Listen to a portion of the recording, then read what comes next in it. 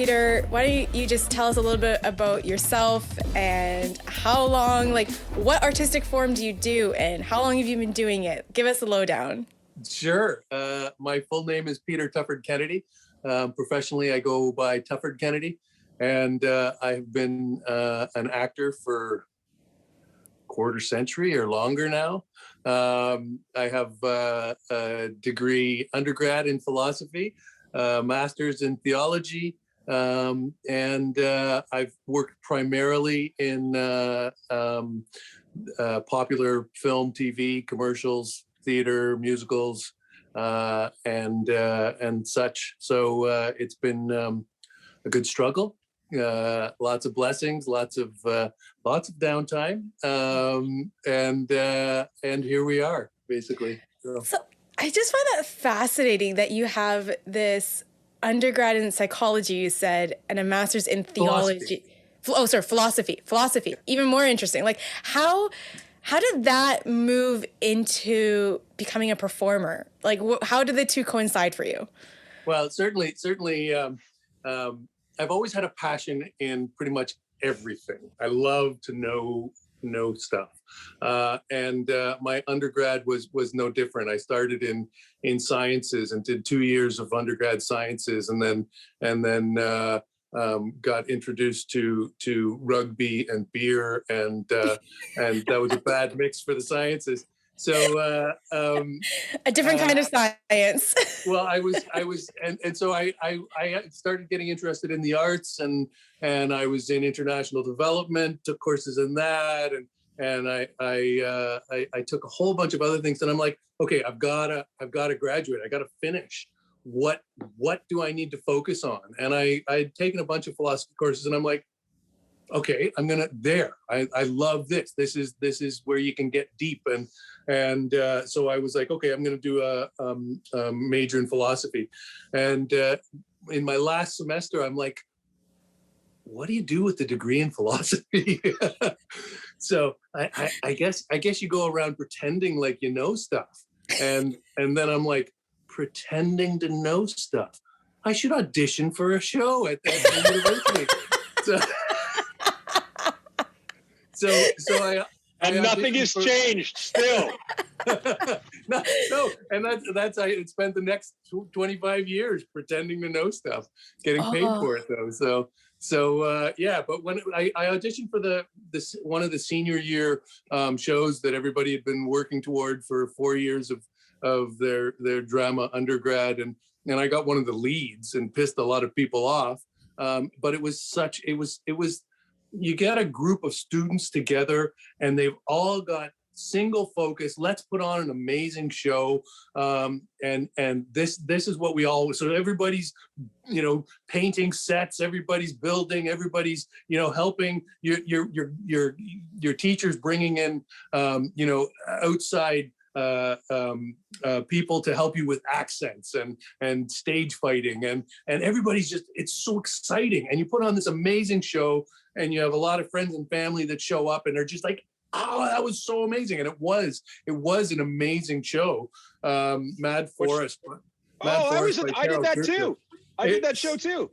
Such a great show. And it was so I was like, this is what I want to do. So I finished that semester and graduated, and I came out and I just started going to some of the early message boards before the internet. They actually had cork boards where people would post things, and you go, hey, I want to audition for that. I want to audition for that. And you call those numbers, and they go, show up to this little space and audition. And so you'd go, okay, hi, and you'd be so excited, and it was so free. There were no pressure. You just were excited about performing and auditioning and meeting other people, and those were such beautiful years, those early years when you were fearless and single, and you didn't worry about being homeless, they were such great years. I love that. So there's a couple of things you said there that were just great segues, but I also want to hear, before we dive into our question and topic today, like, where did theology come into play for you? When did that happen?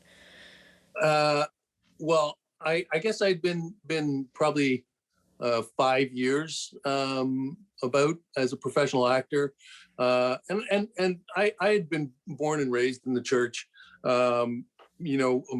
marginal Christian kind of thing, and then I got married during I was in a show called I Love You, You're Perfect, Now Change. It was an amazing comedic musical in Toronto. It was the Canadian national premiere down in one of the big theaters downtown. And it was during the run of that I proposed to my wife. And when we got married, there was just some shift.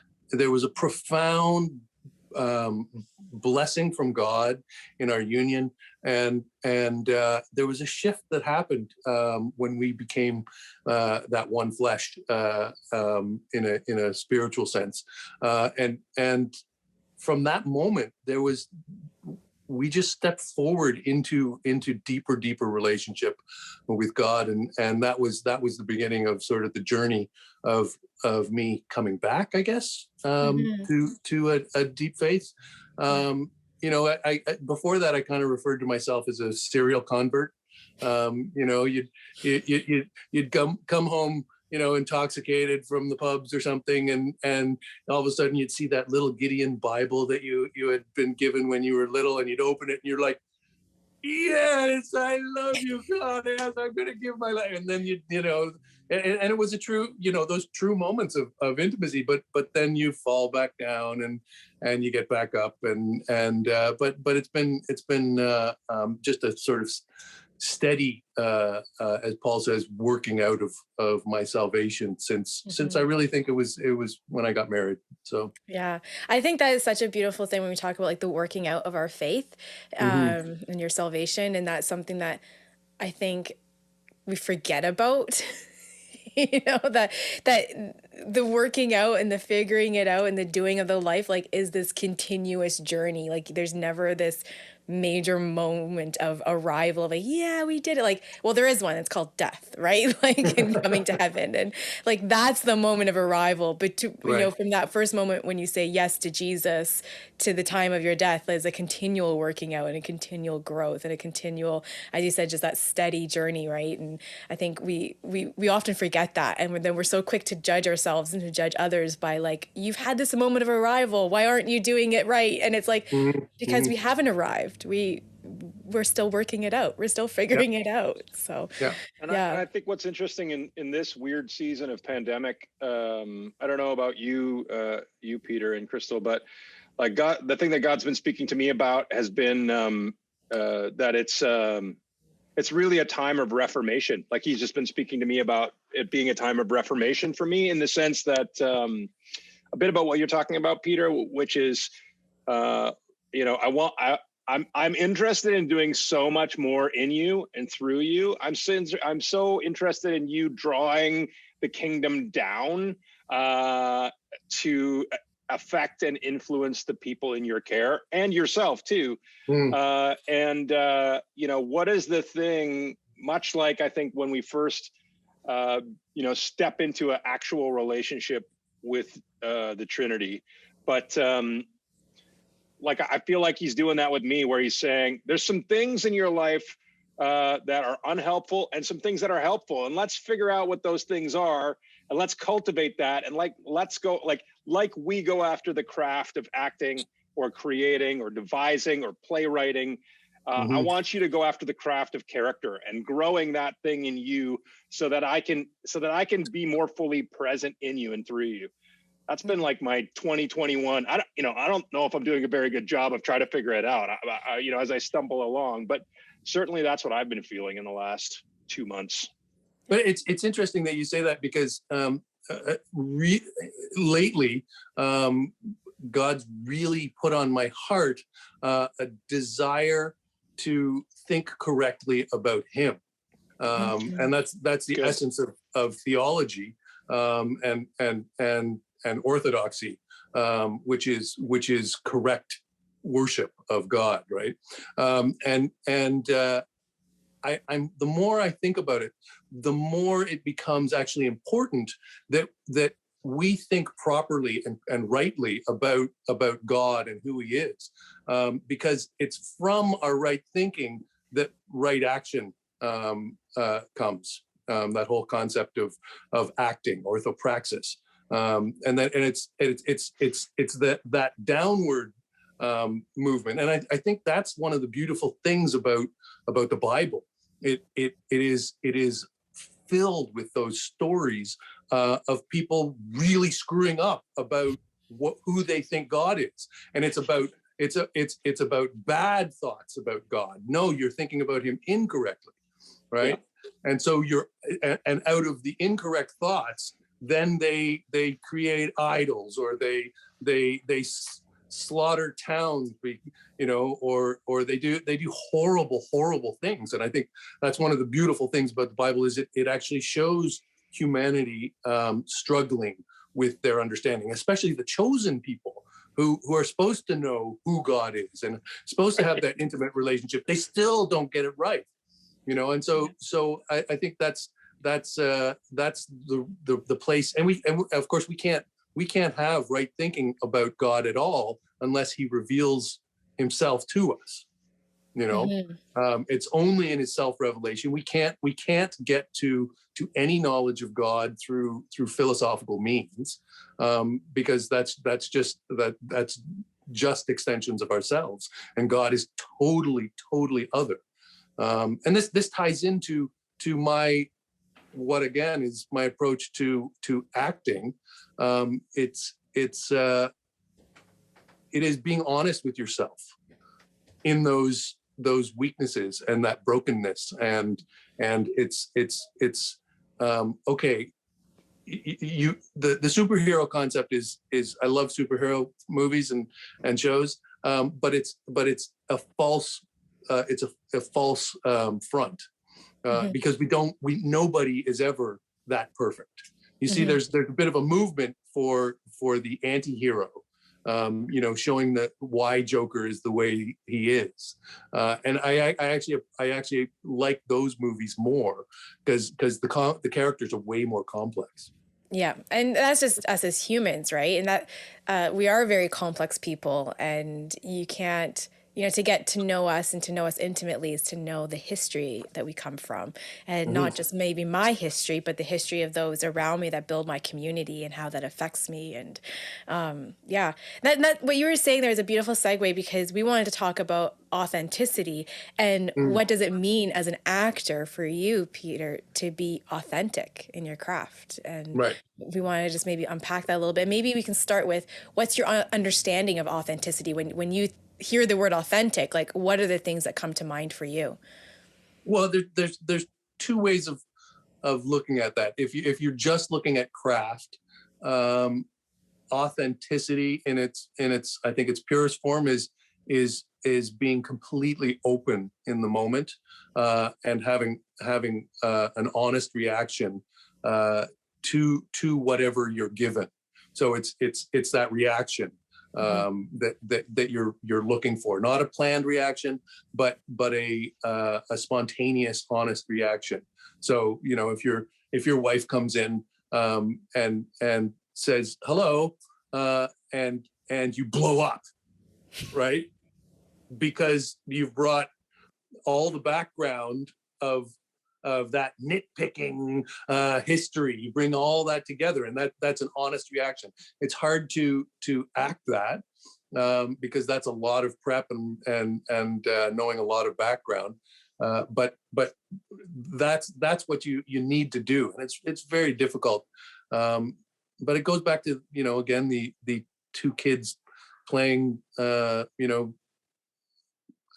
cops and robbers or something in the playground. They are literally trying to put themselves in this sphere of, well, I've got a gun. Oh, well, I'm gonna do this, but they're playing, and it's their reactions are very spontaneous, but they're pretend. And that's and you can't ever lose the concept of play in acting. But you're obviously, as you become a professional, the stakes get higher. So does that?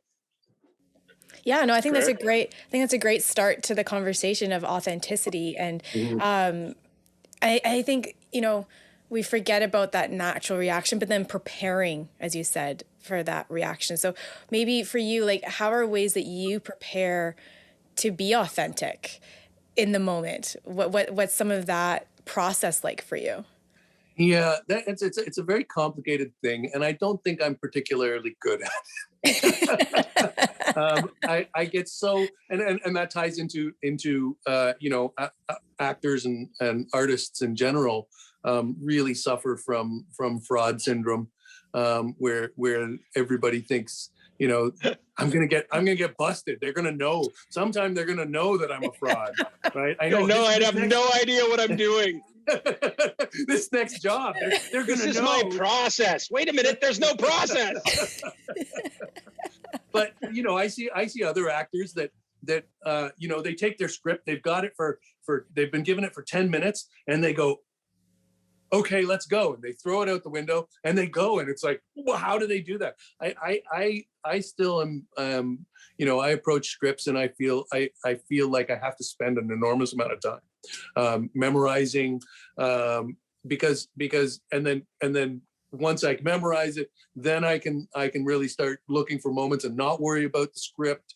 But there is something like when you and I perform now, we sit in a place together where we're comfortable with each other. We totally trust each other.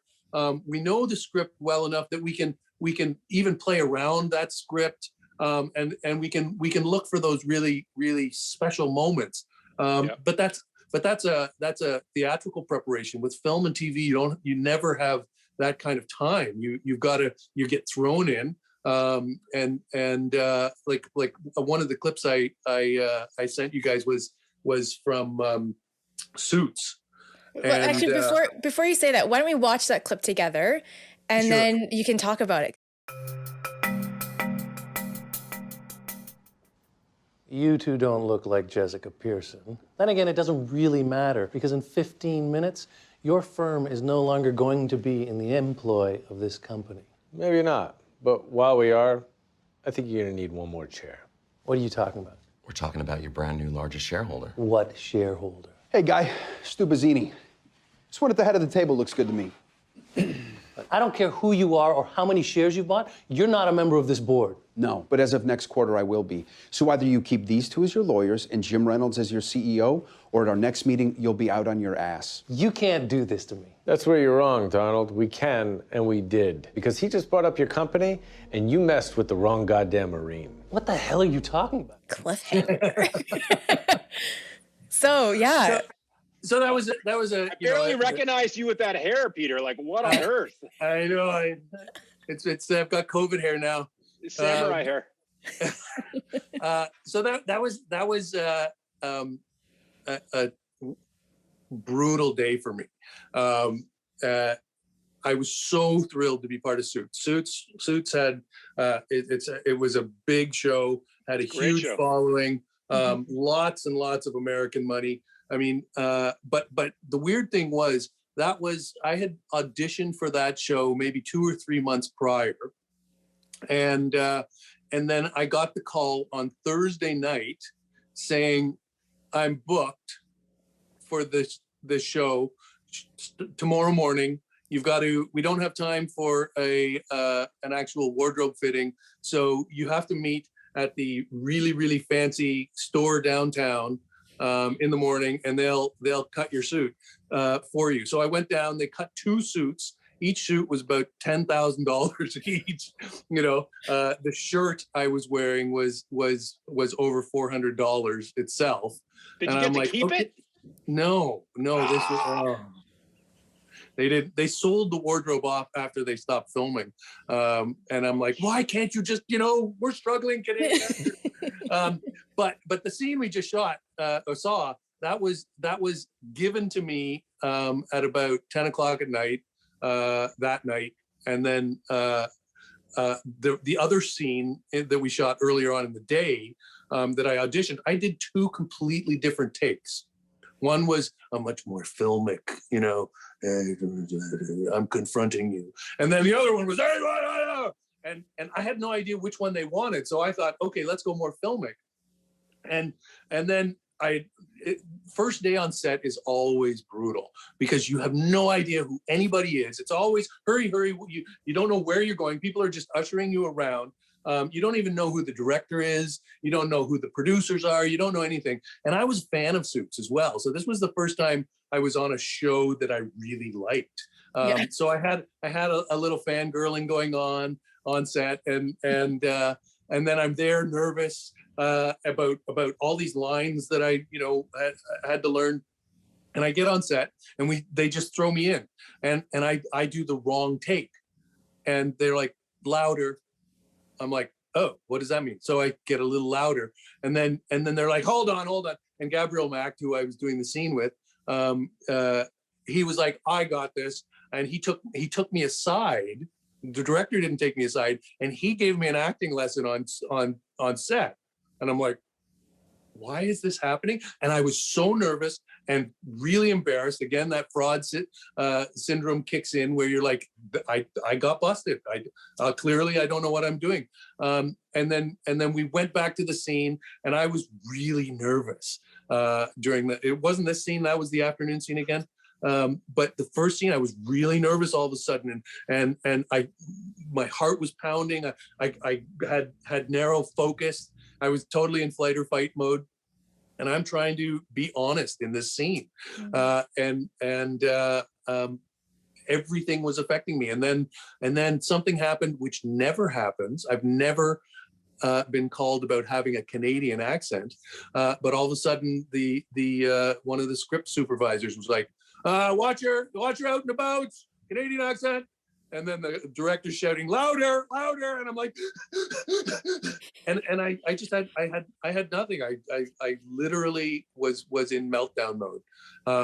And we got through the scene, finished it, but it was brutal. Then I came back later on for the afternoon, and I had calmed down, and I had just done the breathing thing, and I was much more present in that scene, much more calm, and but that was a really, really difficult day for me. Oh man. So as you consider the two scenes of the day, you know, my heart, like the stress sweat, right? Like my heart just like goes out to you in that moment. Like I know it's in the past, but like I can feel that like viscerally, you know, when you're about to perform. And as you said, like that feeling of being called out as a fraud and all the nervous energy that comes with it. You described that so well. As you consider those two scenes though, would you say that one was more like authentic to the moment than another one? Like did when you look back at that, like I know you were obviously striving towards authenticity of the character, but like what for you felt real? Well, with that day, almost nothing felt real. like it was like show up, get the lines done, and get out. And sometimes for the day player, that's what you have to do. You know, I remember when I was in American Psycho many years ago, and I was talking to the director, Mary Herron, and she was talking about the audition process. And there was one audition. I don't know if you've ever seen it, but it's a pretty brutal film. There's a reason why I haven't seen it, to be honest. It's funny because in that same year, almost back to back, I did American Psycho and Left Behind. So it was like, whoa, those are pretty different films. But Mary Herron was saying some of the auditions, because there was one scene where I guess the lead kills a homeless guy in the alley, and the homeless guy is pleading for his life. And Mary Herron had to spend all day auditioning these people over and over, coming in, and they're all like pleading for their life and crying in these auditions. And that's brutal, you know, for the director to have to sit through a whole day of that. But also there was only one actor obviously cast for that, but they probably saw 20. And so every one of those 20 people had to spend an enormous amount of time and energy getting present so they could cry on camera and whimper for their life. And those are really, really difficult, because it's physically exhausting and emotionally exhausting to prepare for those, and then not get cast. Not getting cast is awful. A lot of experience with that. It's so hard, Peter. I remember, like, I haven't done TV and film stuff in a number of years, like, other than our own stuff. But I just remember, like, the you go in and you've got generally about 5, when you're more at your level, which has been, done the work for a while, there's like 5 guys who kind of look like you, have a similar look. And then you're always like kind of look at each other like, which one of these guys is going to get this part? Because they're all probably good. They're all probably relatively good. And I remember, who's the guy on? He's on The Flash now. He did the beer commercial. Is it Tom Cavanaugh? Is it? What do you know what I'm talking about? No, or not. What's his name? He plays the scientist guy on The Flash. But he was in. Anyway, we would be up with each other like every audition. He was about 5 years older than I was, but every audition I'd be up for him and I'd be like, I'm never going to get this part. He's really good, and he's like kind of tried and true. And it was that feeling of like, oh gosh. But one of the things I wanted to talk about was when I was did my undergrad in theater, one of the exercises we had to do was we had to plan and execute our own death. And you had to like figure it out, and you had to be able to scientifically do it. So you had to like research it. It couldn't be like, I take a gun, bam. Like, it couldn't be that. It had to be like, something happens, you realize you're gonna die, and then you have the moment where you're like, I'm gonna give up the ghost, and then you die. And so I like mine, one guy was adjusting a grand piano, and the thing fell on his head and it cut his neck and he bled out. And we all had these different kind of things, and it had, and there was no props. Like, it was like all mine, right? So you're making it all up as you go. But I remember, like, we did, you'd do 2, and then and it was so awful to watch these scenes. Like, we could get through 2 of them, and then we were done. Like, we just. It was, talking about your scene about the person getting mugged in the alley and dying and getting murdered, right? Like, it's like sometimes these actor moments are like, to be present in that moment where you're gonna die, or in our Fisheye show, like the scene where Peter denies Jesus and then watches him get crucified, and for that moment in Fish Eyes, and we're both going through that. But I watch you go through that moment every time, and I'm like, you got to go there. Like, if you don't go there as a human being, then you're not doing your job, and then people will go, oh, that's not believable. Right. Yeah. And I think in those moments, the secret is not being aware you're in those moments, and that's like literally, if you're aware, hey, if you go, I'm in that moment, you're not in that moment, right? Because you're so present, time just disappears.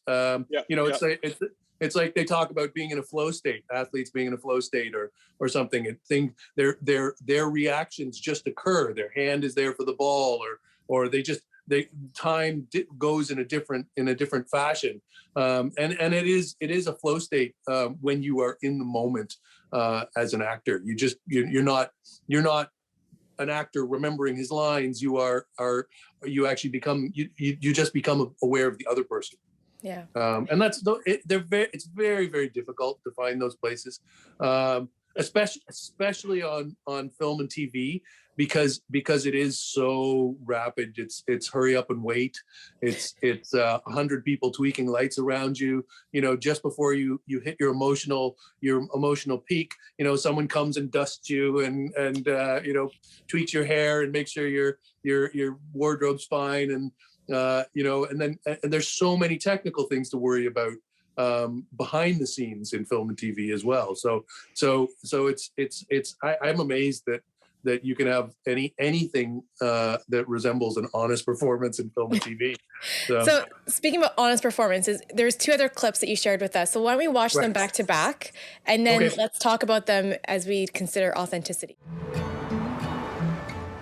You cried so hard, we nearly had to leave, you little brat. Yeah, because most 6-month-olds love Metallica concerts. Yeah, but when the music started, your tantrum started to look like headbanging. All the metalheads around you started imitating you. It was your first mosh pit, baby. Hey. I'm Claire, by the way. This is Claire. Well, welcome. They call me the bullfrog. This is Cece. Oh, we heard all about you. Please. Okay. I hope you don't mind me interrupting your family dinner. No. We were just telling the story about how Eli wrecked Lollapalooza. So, what brings you to the steakhouse? Well, I couldn't handle being around my parents. Hey, it's none of our business. If you need a place to crash, our house is your house anytime. Wow, thank you. It's nice to know there's a guest room with my name on it. Yeah, no guest room. Excuse me? Dad. We've been trying to get a girl into Eli's room for a while now. Dad. He even has a double bed in there. Hey, Mom. Could you give me and Claire a moment alone? Young love.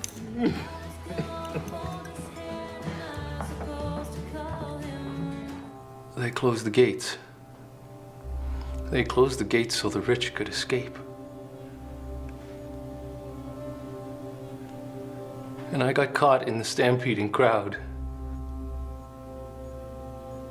I couldn't reach you. And the soldiers opened fire. I saw your blood in the snow.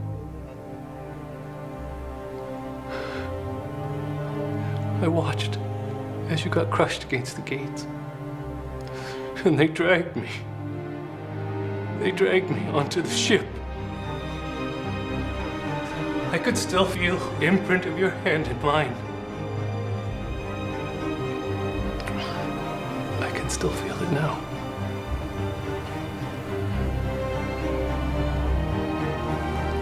I can feel the bullets that took you from me in my own pulse. I kind of want to see what happens next. What was that from? What was the second one from? So that was a great project through the Canadian Film Centre, where one of the writers in residence would take their feature-length script and focus on one of the main characters and write a monologue for that character, and then they would film the monologue as a writing exercise, as a filming exercise, so the directors and the crew can learn to do their craft. So that was an excerpt from it was probably a 10-minute, 12-minute monologue. Wow. And it's a great exercise, great experience. I love being part of it, because at the CFC you're not dealing with regular film students. These are often mid-career people that are wanting to deepen their connection and deepen their craft. So amazing writing, amazing direction. And they just auditioned, and it was a great experience. Loved being part of it. But again, even Patrick Stewart struggles with filming 10-minute monologues consistently over and over and over. Because they shot. I think we probably shot the entire monologue probably 8 to 10 times. Oh. And they would reset in between, and you're trying to match the tone, you're trying to match to get that same performance, but it's again, with a monologue, it's really different, because sometimes emotions will hit you that weren't there in your last take, and you're like, okay, oh, stop that emotion, no, don't cry right now. the tears are coming early. No.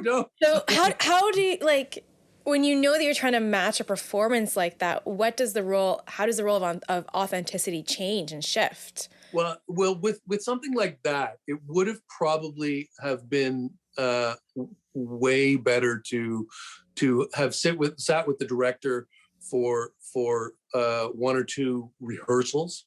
So she could have directed me in the way that she wanted to see the performance, rather than it was actually, because it's a writer-driven project. The writers were actually doing the casting, and that was great.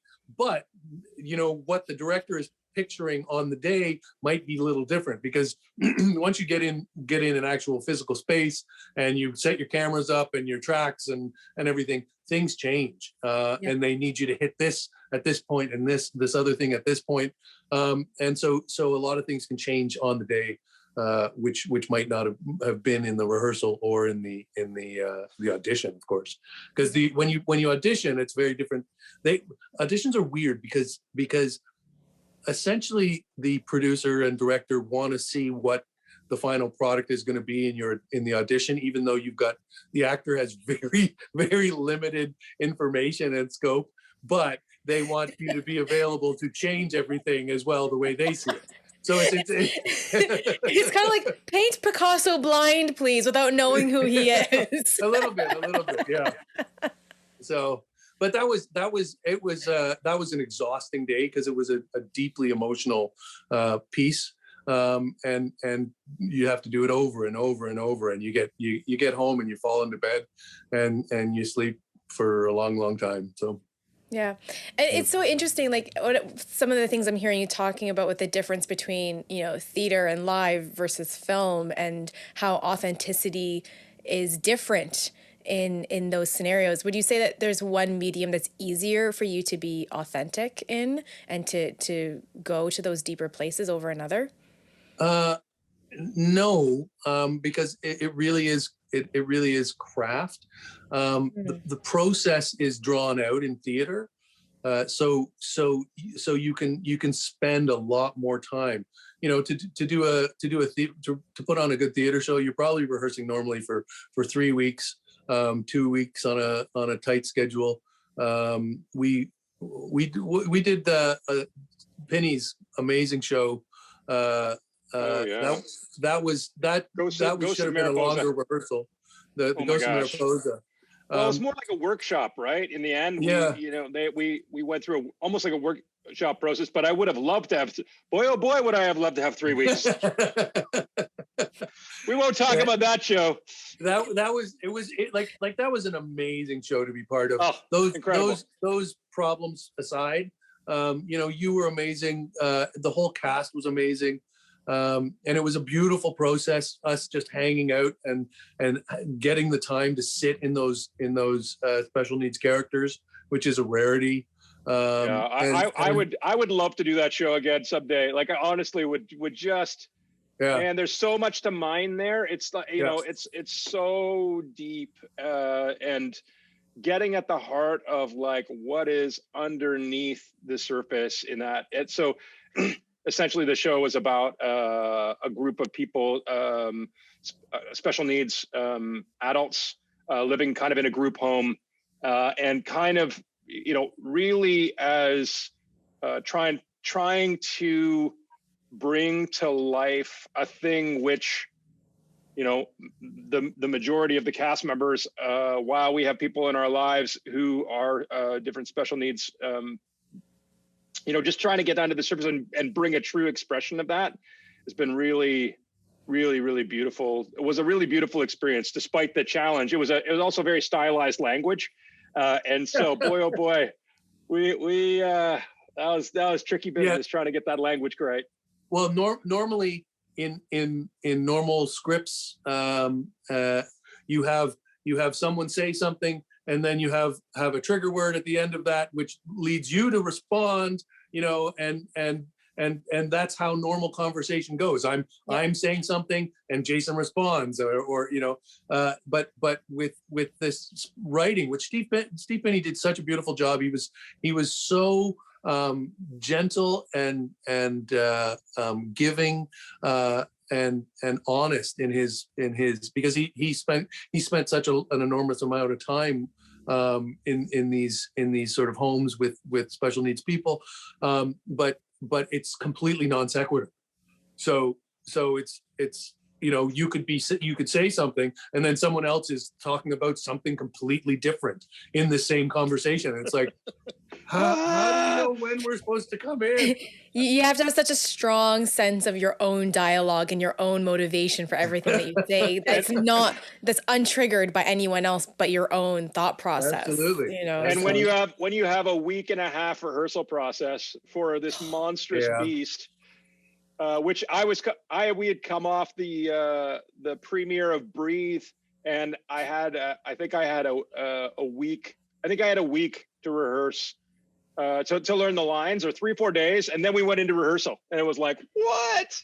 That would be intense. Breathe is an intense show, so to come off of one intense show into another intense show without, that time to really sink in from one to the next, and. But it was incredible because we did three or four shows in Toronto, Peter. I can't remember, which were like slugging it out really hard, and then we did these 2 shows in Aurelia at the Opera House there. And which is where the play takes place. Which is where the play takes place in Aurelia, and everything just because we had I'll just speak for myself, because I had wrestled through these first 3 or 4 shows and didn't feel like I was quite getting there, and there's lots of my line screw ups and lots of mess with that. But when we hit Aurelia, everybody just kind of, and also our audience was a whole bunch, like that part of that community that we were representing were there. And so all of a sudden we had the people who we were portraying, which made me very nervous that I was honoring these characters. And I know everybody felt like that. But boy, oh boy, when it just all of a sudden just dropped, especially in that last performance, and I thought, I wish we had another week. I just wish we had another week, because it was so powerful. You did your work was so deep. I just felt everybody in the cast just like went boom. It was amazing. It was awesome. Yeah. That is so cool. So as we just kind of like wrap up this conversation, because I feel like we could talk forever, and there's like so many little like golden nuggets. Like what would be like, is there anything that you haven't said that you think about when you think about authenticity in your craft? I'm just trying to, like, I don't want anything to be kind of left unsaid, though I'm sure there's gonna be like thousands of things left unsaid. If we just quickly reference the Degrassi scene, laughter is an amazing way to drop into an honest state very quickly. If you laugh, you all of a sudden feel a bond with someone, like in life, you can smile, and all of a sudden you feel closer with that person. It's the same thing with acting. My wife in Degrassi was the amazing Jen Robertson, who you probably recognize from Schitt's Creek.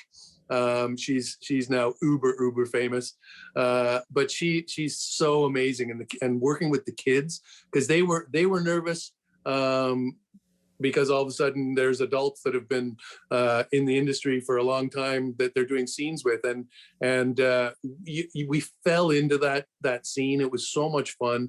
I love being part of Degrassi, but laughter certainly drops you in very quickly. So. That's really cool, the role of laughter in creating real moments together. Which really goes to the psychology of humans, because it's been proven, right? Like your body doesn't know if you're fake laughing or real laughing, right? Absolutely. And fake laughter turns into real laughter. And so I can see that as you talk about that. I have never married the two together that way, but I love that. That is so cool. Well, and from a theological point of view, the joy of the Lord is our strength, Yeah. So that sort of drops us in as well to real authenticity, because you can't fake that. No. That's faith in action. Yeah. No, that's so cool. So we have a couple of extra little fun segments that we want to do as well. No. They're really brief. Coming. Right. This is the deepest, darkest secrets segment. Yeah, deepest, darkest. Yeah, that's exactly what we're after. While you're laughing. So you have to tell your deepest, darkest secret while you're laughing. Drop in, Peter. Drop in. Well, actually, we want to start with, what is one encouragement or practice that you would want to share with another artist? Specifically, like acting artist. Well, don't let yourself get too isolated. It is very, very tempting to be a lone wolf, and I think that's dangerous for your craft and for your psychology. So force yourself into honest relationships with people, because you can also have a type of relationship where you just go to parties and shake hands with everybody and you've got this fake smile on, but honest, deep relationship is really, really important, because it is very tempting to disappear. Yeah, so true. And what better place to practice being authentic than in real relationships with people, right? Yeah. Okay, who or what artist would you want people to check out? Jason Hildebrand. Not sponsored. Mike Jansen. All the right answers. Yeah, I love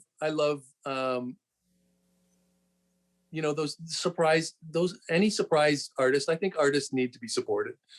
So if you ever have a chance to go and see an artist you might not know or something, and you have a way of actually paying for admission, support that artist. Absolutely, for sure. And the more unknown they are, probably the better, because they need it more. Yeah. I can't remember who it was, but someone was talking. I think it was I'm not even trying to remember who the actor or actress was that said this, but they were talking about the director Baz Luhrmann, who, love or hate his work, he's done some really fun, interesting stuff over the years. And I think it was after he had done Australia, the film Australia, someone said, he's the few directors they had worked with that you give him more money and he just gets more creative with it. He's so often like these little unknown artists, when the struggle is so real and the way they create is so visceral. Right. But then as they become more known, sometimes that rawness gets lost in the midst of all the cool things that they can now afford to do.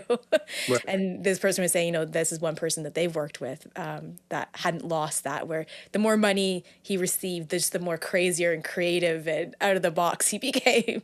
Right. Which I thought that is a good testament to have. For sure. You can see the progression of that from like Muriel's Wedding to Moulin Rouge to, didn't he do Romeo and Juliet too, which was awesome with DiCaprio? And Claire Danes. Yeah, just interesting stuff. All right, we want to do a 2-minute speed round questions with you. Starting the clock. What's your next project? Well, I'm starting a business right now. So that's what I'm working on right now. So, whoa! It's all right, little different shift, but creative, very creative. Excited to hear more later. Most inspirational artist? That's hard. I'm gonna go with Harrison Ford, because I saw my name in lights with him, starring Harrison Ford and Tougher James, because I was a James Dean fan. Nice. What's your dream project? Wow, I would like to do an action film, star in an action film. What kind of action would you be like? Like superhero? Okay. I tell you, because when I was in Suicide Squad, I was in a very short part, and my kids saw me we went to the movie theater, and they were like, "Daddy!" So I love that reaction. If you could have a coffee with anyone in the world, past or present, not Jesus, who would it be? Okay. I'm gonna go with Calvin. Which Calvin? John Calvin, because I'm studying him right now, and my opinion was that he was a stick in the mud and that he was grumpy all the time. But as I read more of his writings, I'm like, this guy is all about compassion, and his theology is so rich. Oh my goodness! So. Burger or taco? Burger. Fries or salad? Salad. Book or audiobook? Book. Favorite midnight snack? Let's go with peanut butter and jam sandwich. Nice. Fill in the blank. I'm happiest when I'm... With my family. I need to blank to create. Spend time with God. We got through not all of them, but we got through most of them. Good job. So we had a couple interjections. Yeah, we did. There's so many things like, oh, now I've got so many more questions. Another interview, another time. Yeah, well, absolutely. Peter, thank you so much for joining with us on Unlock the Story. It's been amazing to talk about authenticity with you and the role of authenticity in being an actor, both on film and on stage. This has been just so much fun. Thank you. Thank you. You guys are awesome. Love you both.